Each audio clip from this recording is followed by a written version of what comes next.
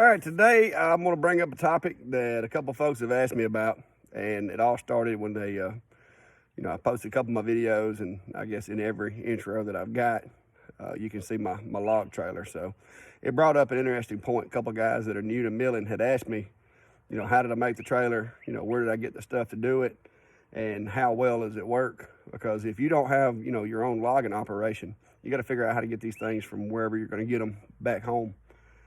The bigger the log, the better the lumber, but the bigger the log, the harder they are to get home. So I'm just going to kind of go through the steps that I took to convert my tractor trailer over into a self-contained log moving apparatus.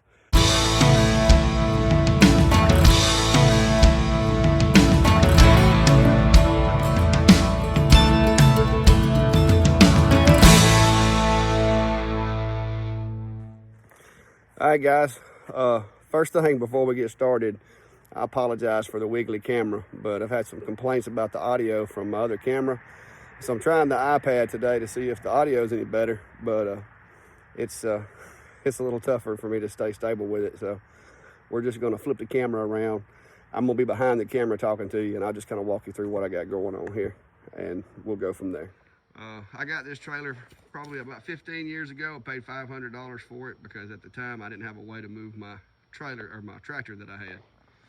So before any of you comment that my trailer is old, just looks deserted, I'm aware.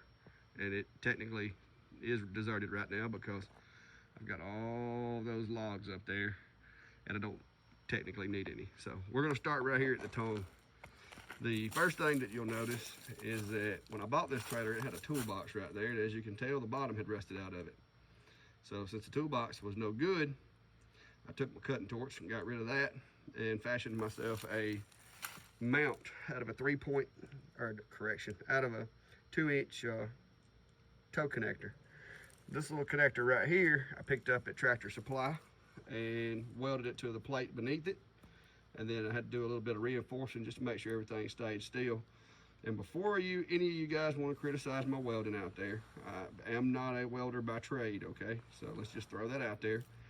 I get by, and if you want to talk too much smack about my weld, let's just say that there's a 32-inch cypress tree over there that would argue with you if you said that weld wasn't going to hold, because this trailer has hauled many a 32 to 34-inch, 16-foot long logs, and that has not broke. So all you haters on my welding, y'all can just know that it holds. And once again, the winch, that's a Tractor Supply purchase. I think I caught it on a little bit of a sale, so I saved a little bit of money. And then I just basically wired it up, added me a battery here, which the battery's got a few battle scars from a couple of small logs that I forgot to stop because I was standing at the other end of the trailer when I was reeling them. And the coolest thing about this rig is this little box right here.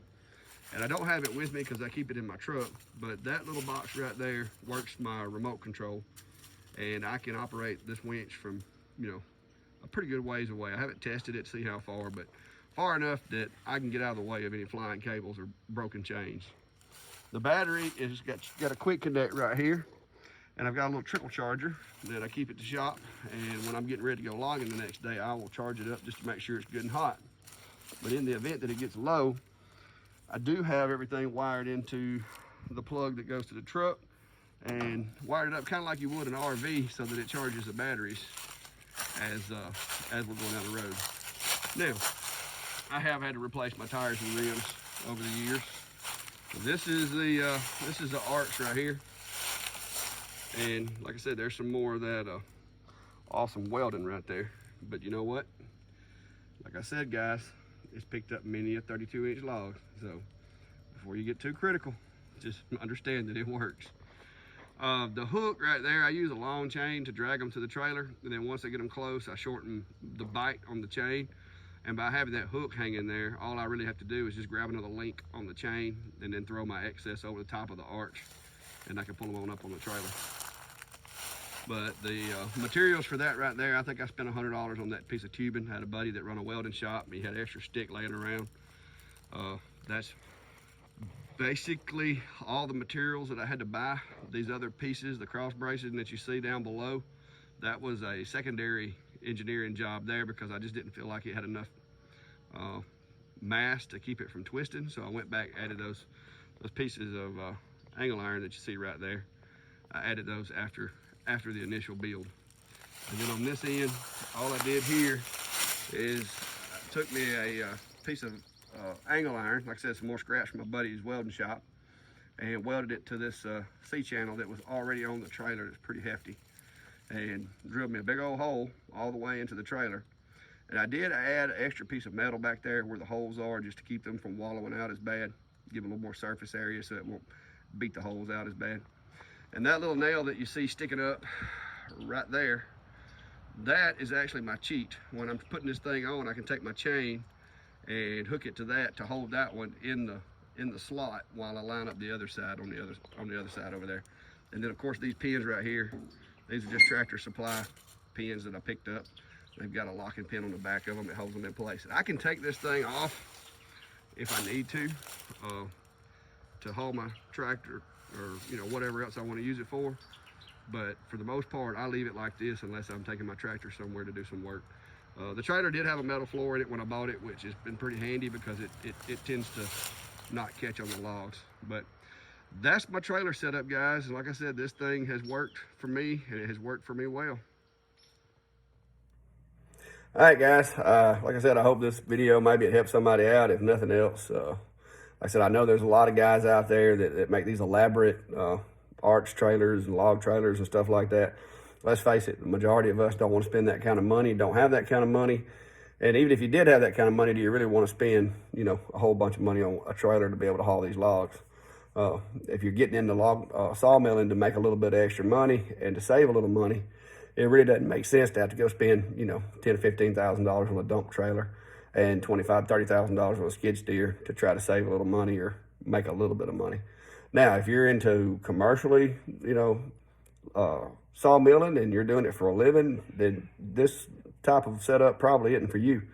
You're going to need something with a little bit more capacity and a little bit more simplicity, I guess you could say. So, but this is for us guys that do it as a hobby and don't want to have to throw our life savings at it.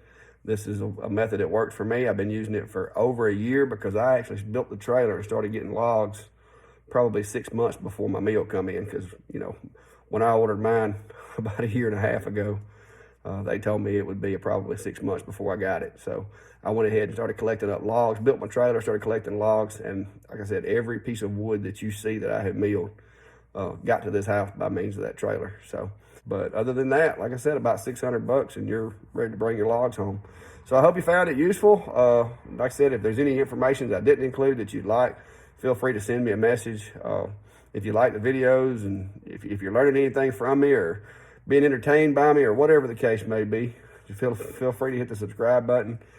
Share the video if you've got any friends that maybe this will benefit them. I got a lot of other videos on some of the other things that I do, from sharpening my saw blades to, adjustments on the LX25, which is kind of where all my knowledge is because I've never fooled with many other mills other than the LX25, but I've gotten pretty proficient over the past year. So, like I said, stick around and check out some more videos if you want, and hit that subscribe button. And thanks for coming. See you again.